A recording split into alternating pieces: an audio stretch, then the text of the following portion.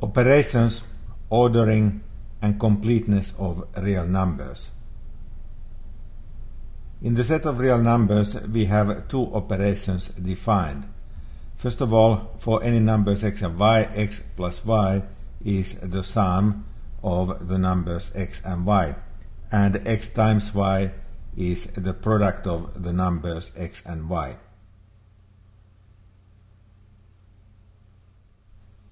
We assume that these operations are already known.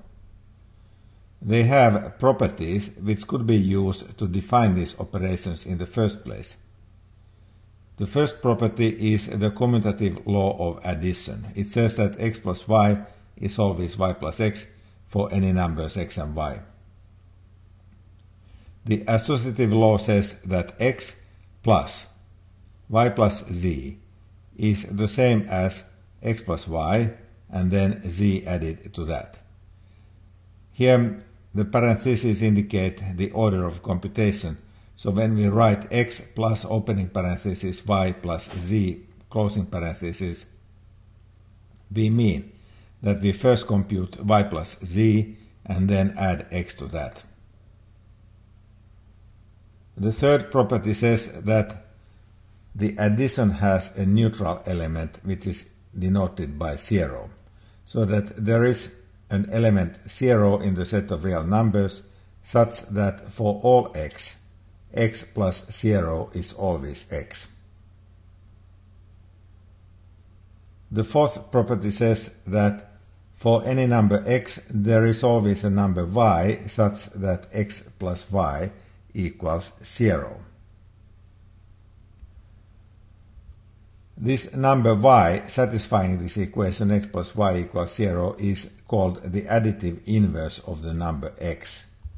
Notation for the additive inverse is just negative of x, so y is minus x, and for any numbers a and b, the subtraction, the operation a minus b is defined as setting a plus negative of b. Multiplication of real numbers enjoys similar properties as the addition. First of all, multiplication is commutative. This means x times y is y times x for all x and y. Multiplication is associative, so x times y times z is the same as x times y, and that multiplied by z. And then multiplication is distributive with respect to addition. X times y plus z is x times y plus x times z. There is a neutral element denoted by 1 in the set of real numbers, which element is different from 0 and has the property 1 times x is x for all x. And for any x different from 0, there is always a number y such that x times y is 1. This number y satisfying x times y is 1 is called the multiplicative inverse of the number x. Any non-zero number x has a multiplicative inverse.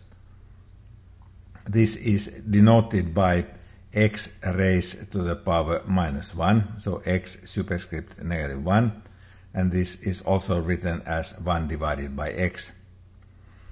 In general, for any numbers x and y, y different from 0, x divided by y means x times the inverse of y. There is an ordering among real numbers. For any numbers x and y, either x is less than y, x is y, or y is less than x. Precisely one of these relations is true. This being less than is indicated by the left arrowhead.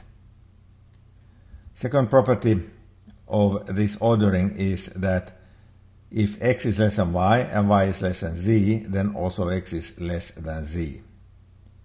Third property says that if x is less than y, then x plus z is always less than y plus z.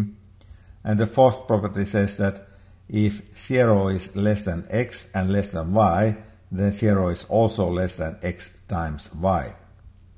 Notation used here is that y is greater than x, indicated by the right arrowhead if x is less than y, and x is less than or equal to y if either x is less than y or is y. Upper bounds.